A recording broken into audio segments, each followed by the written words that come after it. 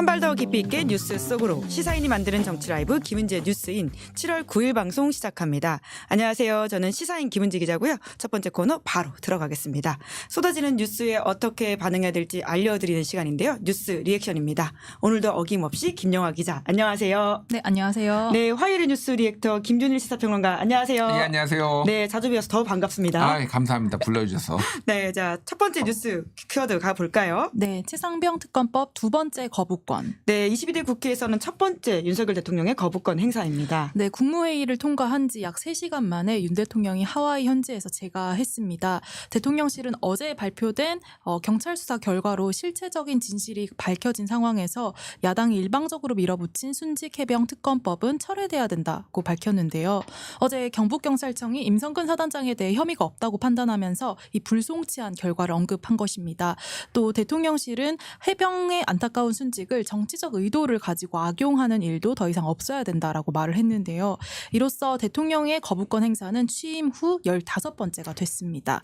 이 야당은 긴급 규탄 대회를 열었는데요. 윤중군 원내 대변인은 이번 해병대원 특검법은 윤 대통령과 대한민국 보수 세력이 국민의 신뢰를 회복할 수 있는 마지막 기회였는데 이 거부권을 행사함으로써 국민과의 전면전을 선포했다고 비판했습니다. 이에 국민의힘 조지현 원내 대변인은 위헌 요소가 가득한 법률안에 제2요구권을 행사하는 것은 너무나도 당연한 것이다 라면서 민주당은 억지, 생떼, 심지어 자기 부정까지 하면서 특검만을 고집한다고 지적했습니다. 이 최상병 특검법은 다시 이제 국회로 돌아오게 된 건데요. 유일하게 찬성표를 던진 국민의힘 안철수 의원을 포함해서 최소 8명의 여권 이탈표가 필요한 상황입니다. 여당에서는 한동훈 후보가 이 제3자 특검법을 발의를 제안을 했는데 원희룡 후보는 어제 경찰 수사 결과를 두고 민주당 전략에 말려든 순진한 분이라면서 이 한 후보를 저격했습니다. 한편 민주당 내부에서는 이 제3자 특검법과 관련해서 일각에서는 좀 논의해볼 수도 있다라는 의견도 나오고 있는데요. 여당 이탈표를 유도해야 된다라는 지적인데 제가 오늘 만난 민주당 한 재선 의원은 아직 그런 이야기가 나오는 단계는 아니다라면서 선을 그었습니다. 네, 댓글창에 예상했던 바라서 덤덤하다라는 식의 이야기가 많은데요. 오히려 그래서 좀 참 서글프다라는 생각이 듭니다. 15번째 거부권에 대해서 우리가 익숙해졌구나라는 생각이 드는데요. 네, 여튼 핵심은 다시 국회로 돌아갔을 때 8표를 어떻게 만드냐 이거든요. 통과 가능할 거라고 보세요? 지금은 안 되죠. 뭐 아주 냉정하게 평가를 해볼 필요가 있는데 일단 국민의힘에서 이거를 협상을 하거나 뭔가를 끌어낼 만한 능력이나 의지가 있는 사람이 한 명도 없어요. 한동훈도 본인이 당대표가 되면은 그때 해보겠다라고 하는 거잖아요. 지금 그리고 이거를 한동훈 측에서 캠프에서 만약에 이거를 뭐 뭔가를 만들어 보려고 한다라면은 집중 공격을 받을 거예요. 그러니까 이 상황에서는. 그래서 본인도 굉장히 어려운 상황이고 민주당도 그걸 모르지 않아요. 민주당도 모르지 않습니다. 그래서 지금은 좀 어려운 상황인 것 같은데 당대표 선거가 끝나면은 이제 새로운 국면에 좀 들어갈 것 같습니다. 그래서 지금 여러 가지 이제 좀 뭐 추구 전략들이 좀 나오지 않을까 그런 생각이 들고요. 대통령 지금 뭐 김은지 앵커가 얘기하셨지만은 우리가 무덤덤해졌어요. 그러니까 15번째 거부권인데 뭐 이게 이제 노태우 7번을 넘어섰고 87년 이후에는 노태우가 이제 7번이고 최다였고 이승만 45번 따라잡겠다 진짜 농담. 내가 그때 이거 막 뭐 9번 10번 됐을 때 농담처럼 얘기했거든요. 네. 이거 진짜 농담이 아니겠다. 뭐 지금 줄줄이 계속 또 이제 거부권 행사할 거예요. 지금 방송사법도 뭐 혜택고 뭐 다 할 거 아닙니까? 그러니까 이제 법안이 이게 한 건이 아니라 그거 다 4건이거든요. 3 플러스 그렇죠. 1이잖아요. 예. 그러면 4개가 뭉텅이로 올라가는 거야. 19번째 거부권. 95번이라는 거는 5년으로 나누면은요. 이게 1년에 9번씩만 하면 돼요. 그러면 이제 지금 15번 때 방송 3법 플러스 방통위법까지 하면은 19개 되니까 일단 평균은 에버리지를 넘어갑니다. 진짜로. 예, 농담이 아니라 진짜 45번 역대 최고 거부권 행사하는 대통령이 될 수도 있겠다. 그거를 우리가 끝까지 봐야 되나? 그 생각이 듭니다. 예. 무슨 수를 내서든 좀 바꿔야 되지 않나 뭐 그런 생각이 들고 제가 꼭 탄핵을 하자는 얘기는 아니고요. 대통령을 바꾸든 그러니까 대통령의 태도를 자, 대통령의 뭐든 태도를 바꿔야 된다. 네, 예. 당대표가 좀 협상력이 있는 사람이 와가지고 뭐를 만들어내든 예. 그러니까 단독으로 하는 거는 절대 다 거부를 한다고 했으니 여야가 합의해서 올리면 되잖아요. 그런 것들이 좀 필요한 상황인 것 같아요. 예. 오해하면 안 됩니다. 네. 대통령을 바꾸자는 얘기가 그 얘기가 아니에요. 예, 요새 김진일 평론가 예측력이 굉장히 좋은 편이거든요. 저 거의 다 맞춰요. 예. 이제. 거부권 45번은 그냥 무난하게 넘어갈 것이다. 이 예측조차 맞는다면 참 더 서글퍼진다라는 생각이 들긴 합니다. 자, 두 번째 뉴스 키워드 국민의힘 관련된 소식입니다. 네, 김건희 문자 5건 전문 공개. 네, 어제 TV조선이 내용들을 공개하면서 더 논란이 뜨거워졌습니다. 네, 어제 TV조선이 지난 1월 15일부터 25일까지 김건희 여사가 한동훈 전 위원장에게 보낸 5건의 메시지 전문을 공개했습니다. 김건희 여사는 여기서 이제 대통령과 제 특검 문제로 불편하셨을 것 같은데 제가 대신 사과드리겠다. 또 다 제가 부족하고 끝없이 모자라 그런 것이니 한 번만 양해해달라. 제가 사과를 해서 해결이 된다면 1000번, 10,000번 사과를 하고 싶다 등의 메시지를 한동훈 위원장에게 보냈는데요. 이 전문이 공개됐지만 오히려 친한계와 친윤계 공방이 더욱 커지고 있는 양상입니다. 김기현 의원은 페이스북을 통해서 김 여사는 총선 승리에 도움이 된다면 뭐든 하겠다는 내용으로 읽히는데 한 전 위원장은 어느 대목에서 사실상 사과하지 않겠다는 의도로 파악했다는 것인가 라면서 이 정무적 판단 오류에 대해 쿨하게 사과하라고 촉구했습니다. 하지만 한 후보의 이 러닝메이트인 박정훈 의원은 이철규 의원을 배후 의혹으로 이제 거론한 기사를 인용하면서 이 문자 유출 기획자가 누군지 그게 이번 사태의 핵심이다 이렇게 지적을 했습니다. 그런 가운데 장해찬 전 청년 최고위원도 이 한동훈 공격수로 참전하고 있는데요.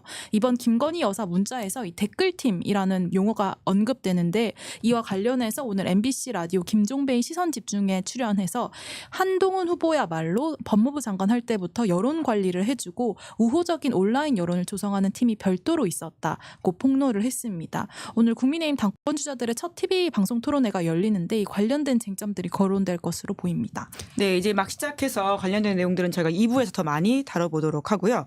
우선 댓글에도 있습니다. 이 공개된 문자에 대해서 어떻게 리액션 해야 되냐고 물어보시거든요. 리액션 좀 해주십시오. 어떻게 이런 일이? 난감하다 진짜. 제가 이제 기자로 된 지가 한 24년 정도 됐고 이제 정치평론을 본격적으로 한 게 7년 정도 됐어요. 네. 그 예전에 그 함성덕 교수랑 이명백 교수 이제 대통령 밀사 이재명 대표 밀사로 해가지고 만났을 때 동아일보 사설 제목이 뭔지 아세요? 듣도 보도 못한 정치다. 아. 동아일보가 빡쳤어 그때. 예. 듣도 보도 못한 정치다. 듣보정이라는 이제 듣보정. 아, 줄이면 그렇게 되나요? 네, 줄이면 그 듣보정이에요. 그러니까 제가 이번에 전당대회 때 또 무슨 칼춤을 출까 막 이런 생각을 했는데 진짜 생각지도 듣도 보도 못한 이런 대통령 부인의 문자로 이거를 공략을 할 줄은 진짜 내가 상상력이 부족했구나. 아주 공부를 더 많이 해야 되겠다 이런 생각을 합니다. 뭐 다른 건 모르겠고 이게 각자가 보고 싶은 것 같아요. 보고 싶은 것만 보는 것 같아요. 이제 코끼리 다리 만지기 아니면 이제 라슈몽 예. 영화를 보면은 이제 강도를 당했는데 그거에 대해서 증언을 하는데 각자의 입장으로 재구성을 하잖아요. 그러니까 굉장히 이제 이거를 보고 싶은 대로만 보는 건데 이게 이제 관점이 막 이런 게 있는 거죠. 그러니까 이제 배신자론 네. 아니면 뭐 불경론 같은 거죠. 감히 여사님 문자를 씹어 뭐 이런 것도 있고 예를 들면은 뭐 패배 책임론. 예. 오늘 조정훈 의원이 야 20석 날라갔어 너 때문에 뭐 이런 얘기 했잖아요. 거기에 이제 당무 개입론이 있는 거죠. 그러니까 당무 개입론은 이제 저기 한동훈 측이 이제 주장을 하는 거 그리고 뭐 당정관계 파탄론 여기 이제 앞으로 그러면 당정관계 파탄날 것이다 뭐 이런 프레임도 있는 거고 여기 이제 야당이 국정농단론을 꺼내 들었어요. 이거는 김건희의 국정농단이다. 조국혁신당은 지금 김건희 특검법에 여사 핸드폰까지 다 까게 만들어야 된다. 압수수색해야 된다. 예. 뭐 이런 것까지 지금 나오고 있는데 막 지금 윤석열 레임덕론, 윤 패신론 그러니까 윤 패신론도 있는 거예요. 그러니까. 어제 저희 신인규 변호사가 바지 대통령 아니냐 이런 이야기를 하고 가긴 했습니다. 그러니까요. 그 관점으로 보시는 분들도 있고 예. 거기에 이제 공멸론이 나오는 거죠. 공멸론. 이미 한 달 전에 예측하지 않으셨습니까? 제가 진짜 일찍 유난 공멸론을 얘기를 했을 때 다들 막 콧방귀 끼고 장성철 소장은 뇌피셜 좀 얘기하지 마라 그랬는데 지금 현실이 돼가고 있어. 농담이 아니라. 시사인 방송에 다 근거 나와 있습니다. 한 달 전 그러니까요. 방송 6월 6일입니다. 지금 상황이 어떠냐면은 지금 장해찬이 갑자기 이게 난입한 것 같아요. 그러니까 무대 난입. 장해찬의 난입설까지 나오나요? 이게 제가 비유를 이렇게 드렸어요. 네. 이를테면은 그 느와르 영화에 보면은 이제 일촉즉발의 상황이 있어요. 그래서 이제 총을 딱 쌍권총을 겨누고 서로 겨누고 있는 거야. 누군가 한 사람이 쏘면은 다 죽는 거야 지금. 왜냐하면은 서로 비밀을 다 알고 있잖아. 예. 김건희 여사가 한동훈 장관 시절에 문자를 안 보냈겠어요? 별거 다 있을 거라고. 그러니까 서로 이제 죽는 거야. 그래서 긴장감이 막 흐르고 막 땀이 여기서 삐질삐질 흐르고 있는데 갑자기 누가 한 명 들어오면은 그때부터 막 총질이 시작되는 거잖아. 내가 보니까 지금 장해찬이 들어와서 지금 잘못하면은 난사가 시작될 수도 있다. 난사가 시작될 수도 있겠다. 지금 예. 장해찬이 지금 좌우 가리지 않고 막 충돌 막 가지고 있잖아 지금. 예. 그래서 야 이거 진짜 꿀잼 보는 입장에서는 꿀잼이다. 네. 예. 정말, 막장 드라마 예. 꿀잼론. 사실 보통의 작가가 이렇게 써왔으면 이 현실론 없다 이런 이야기를 받았을 것 같은데 진짜 일어난 일이거든요. 그러니까요. 대한민국에서 지금 2024년에 지금 벌어지고 있는 일입니다. 장희빈의 궁중 암투론을 다시 보는 것 같아요 지금. 뭐. 참 씁쓸하다라는 생각이 드는데 그런데 저희 또 댓글에 보니까 지난주에 김준일 평론가가 녹취 관련돼서 말씀하시지 않았습니까? 네. 혹시 그게 좀 업데이트된 소식이 있는지도 업데이트된 거 궁금하다고 없고요. 합니다. 그분 예. 제가 오늘 단 두어 번 만났어요. 지난주에 이제 김규환 실장을 예. 완전 입을 다물고 있고요. 그분이 사실은 이번 달이 정년 퇴직이에요. 예. 7월 달이 정년 퇴직이고 그런데 지금 이 휴가가 있을 거 아니에요. 못 쓴 휴가가 다음 주에 출국한답니다. 출국. 이걸 공개하시고 지금 출국하신다고요? 도피야. 내가 보기에는 진짜 도피야. 해외로 잠깐 나가 있겠다고 해가지고 내가 보기에는 지금 진짜 피하는 것 같아. 내 느낌상으로는 뭐 이래저래 뭐 공격도 많이 받고 뭐 그런 상황이라서 아니 제가 꼭 좋아하는 분이에요. 뭐 네네. 그런데 어쨌든 나중에 이분이 돌아왔을 때 이분이 내가 물어볼게요. 예, 추가 취재를 해주시는 것으로. 무슨 일이 있었는지 예. 좀 물어보겠습니다. 네. 네. 그러면 이 사안의 어떤 그 성격들을 다 규정을 해주신 건데 결과적으로 전대가 돌아가고 있다 보니까 득실 이야기를 안 할 수가 없거든요. 그러니까 제가 말씀드렸듯이 각자 보고 싶은 것만 보는 거예요. 지금 이거를 한동훈 측에서는 거봐 이거는 당무 개입이잖아. 무리하게 또 당무 개입하고 역시 어대안이야라고 보시는 분도 있고 뭐 이를테면 원희룡이나 뭐 이 측에서는 야 당정관계 파탄이고 야 인간성이 글러먹었어. 이렇게 보고 싶은 것만 보는 거예요. 그래서 전체적으로 제가 얘기를 들어보고 국민의힘 쪽에 지금 지역에 특히 TK나 PK 얘기 들어봐도 움직이지 않는다라는 거. 이것 때문에 막 흔들리지 않는다라는 거고 광주에서 어저께 합동 연설을 했잖아요. 예, 시작했죠. 한동훈 쪽이 한 500명 왔답니다. 지지자가. 그리고 저기 나경원 측이 한 250명, 원희룡이 한 100명 정도 왔다라는 거예요. 오히려 당원들 동원하는 거는 원희룡 쪽이 뭐 우세할 거다 이렇게 얘기했잖아요. 오히려 아직도 이 분위기는 한동훈이 아직 대세론이 아직도 작동하고 있다. 물론 광주라는 특수성이 있어요. 사실 거기에는 국민의힘 지지자들도 윤석열을 싫어해요. 광주에 있는 분들은. 약간 뭐 아주 특수한 케이스긴 하지만 어쨌든 그런 걸 봐더라도 대세는 아직 바뀌지 않았다 이렇게 보는 게 맞을 것 같아요. 예. 네. 자, 다만 네. 뭐가 더 깔지 난 진짜 뭐가 궁금해. 더 나올지. 예. 저는 계속 나올 것 같은데요. 예. 일단은 지금 약간 맛배기만 나왔는데 여사 문자가요? 여사 문자도 있는데 이제 무차별적으로 나오고 원희룡 캠프에서도 지금 계속 공격한다. 어차피 뒤가 없다 이거는 예. 끝까지 난장판으로 만들겠다라는 거예요. 그래서 지금 비례 공천 과정 이거 지금 얘기가 언뜻언뜻 나오고 있잖아요. 예. 지금 폭로가 나올 수 있는데 그거는 얘기했듯이 공멸이다. 왜냐하면은 용산에서 밀어넣은 사람도 있었을 거 아니에요. 그때 막 얘기 나왔을 거 아니에요. 그래서 이철규가 그때 나 이거 못 받아들인다 페이스북에 쓰고 막 그랬잖아요. 이것도 역시 다 공멸로 가는 각이다. 예. 결국은 공멸일 것이다. 사실 댓글팀에 대한 이야기도 공멸각 아닌가요? 그러니까요. 댓글팀도 이제 공멸각이죠. 네. 사실 그거는 아름아름 다 알았던 거고 그랬는데 뭐 조금만 더 얘기를 하면은 뭐 댓글팀은 아닌데 이런 거예요. 제가 이제 뭐 예전에 다 잘렸는데 지금은 하도 세게 까가지고 채널 A, TV조선, 뭐 MBN 이런 데 다 나갔어요. 그러면은 예. 보수 쪽 이제 종편들 이제 평론가들이 나오잖아요. 이분들이 아침에 이제 얘기하던 거하고 오후에 얘기한 거하고 달라질 때가 있어요. 가끔 가다가. 근데 아침에는 약간 중구난방이야. 그러다가 오후에는 깔때기처럼 쫙 모여요. 이렇게. 그 요지가 다 비슷해진다는 건가요? 그러니까 뭐 이를테면은 뭐 이게 무슨 제가 직접 뭐 오다를 내렸다 뭐 이런 건 아닌데 대충 공유가 되는 것 같아. 아, 용산의 정서가. 정서가 뭐 예. 누군가 아니면은 이제 포스트가 있기는 해요. 내 누구라고 말을 못했는데 그분의 좀 중요한 역할을 하고 야 오늘은 이거래. 아, 왠지 이니셜이 S이신가요? 말을 못해. 그러니까 뭐 그런 게 있어. 그러니까 그래서 그런 류의 것들이 이제 있는 거는 뭐 어느 정도는 맞는 것 같아요. 그래서 뭐 댓글 공작 팀인지 아니면 뭐 여론 관리 조성 팀인지 놀랍지 않다. 저는 놀랍지 않아요. 예. 참 권력의 암투가 보는 시민들한테는 참 볼썽사납다라는 생각이 들기도 합니다. 세 번째 뉴스 키워드 넘어가 보죠. 네, 공익 제보자 수사기관에 넘긴 권익위. 네, 유희림 방심위원장의 민원사주 의혹과 관련한 권익위 판단입니다. 네, 이 민원사주 의혹이 이제 지난해 9월에 류희림 방심위원장이 가족과 지인에게 이 뉴스타파의 김만배 신앙립 녹취 파일을 인용 보도한 방송사들을 심의해달라는 민원을 넣도록 사주했다라는 의혹입니다. 이 방심위 내부 공익 신고자가 권익위원회에 류희림 위원장을 이해충돌 방지법 위반으로 신고했는데요.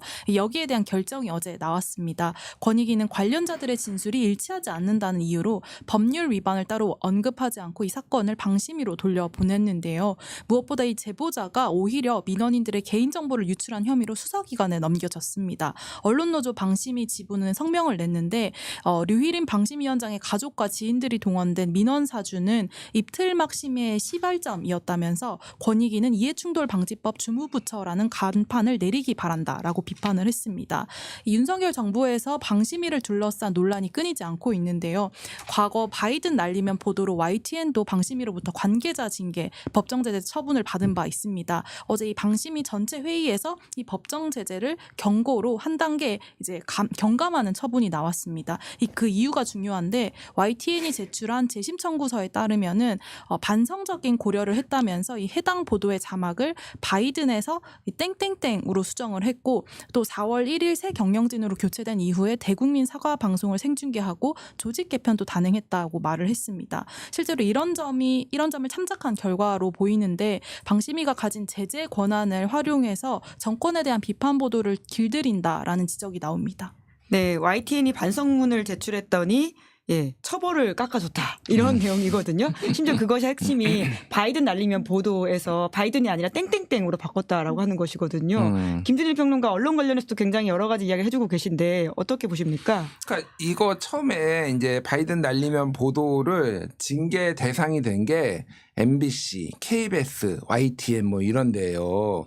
그러니까 뭐 이거를 보도를 한 데가 한두 군데가 아니잖아요. 왜 여기만 그러면 이렇게 징계를 했느냐도 처음부터 시발점도 그러고 그런데 이제 MBC는 안 깎아줬어요.